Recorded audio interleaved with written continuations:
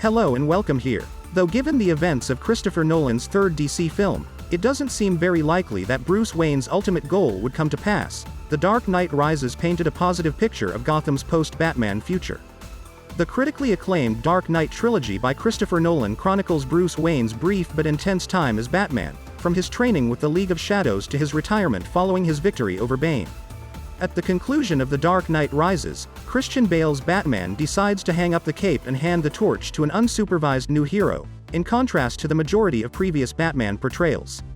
The Dark Knight trilogy draws on Batman's comic book history to feature a number of well-known DC characters in supporting roles, such as Catwoman, Lucius Fox, and Victor Zsasz, even though Christian Bale's Batman doesn't interact with other DC heroes outside of Gotham. Joseph Gordon-Levitt's John Blake, a supporting character who first appears to have no comic book parallel but is eventually revealed to be the Nolanverse adaptation of Batman's main sidekick Robin, as one character who plays an unexpected role. Though The Dark Knight pays respect to Robin not just with Easter eggs but also by establishing John Blake as Batman's heir, the character isn't helped by the Dark Knight world because of Blake's lackluster talents and background. John Blake is shown as a rookie police officer who defies instructions without question. Although Blake's co-workers first dispute his conclusions regarding Bane's scheme, they eventually lead to his promotion to detective. Because of his past, John Blake is also better able to figure out who Batman really is. He tells Bruce Wayne that, following the death of his parents, he learned to cope with his grief by smiling like putting on a mask just like Wayne.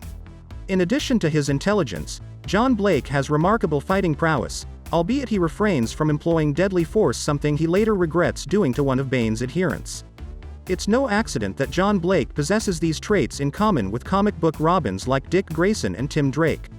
Following Batman's victory over Bane and seeming self-sacrifice to prevent a nuclear bomb from reaching Gotham, John Blake leaves the police force and finds the GPS coordinates Bruce Wayne left for him, revealing along the way that his middle name is Robin. Upon reaching his goal, he discovers that Wayne granted him entry to the Batcave. The spectator must speculate as to what John Blake does next, although it seems most plausible that he takes up the role of Guardian of Gotham, either as Batman or as a new vigilante with a distinct identity. But unfortunately, Blake isn't ready to take over as Batman. Even if Christopher Nolan's Dark Knight trilogy comes to a happy conclusion with The Dark Knight Rises, John Blake probably finds it difficult to live up to Batman. John Blake is qualified to be a vigilante like Batman because he has the correct motivations, the right ideals, and the proper distance from his relationships. Unfortunately, he also lacks the inherited money, contacts, knowledge, training, and experience. John Blake never gains the ability to use darkness and terror as a weapon as he lacks the League of Shadows to mentor him. John Blake is unable to upgrade or maintain Batman's armor and weapons without Lucius Fox. And without Alfred Pennyworth, played by Michael Caine, John Blake has no allies in his fight for justice. Batman is by no means a one-man army, even if Gotham views the Dark Knight as a lone wolf hero. If not for James Gordon, Alfred, Lucius Fox, and other odd allies, Bruce Wayne may have perished more than once throughout the Dark Knight trilogy, and he nearly gave up even more frequently. If John Blake encounters a threat immediately after entering the Batcave, such as the Joker, Bane, or Scarecrow, the odds are stacked against him. He might only need to lose against a comparable villain once in order to be eliminated from the game, or even worse, to end his life or end the lives of countless innocent people. Blake as Batman would probably die or just fail.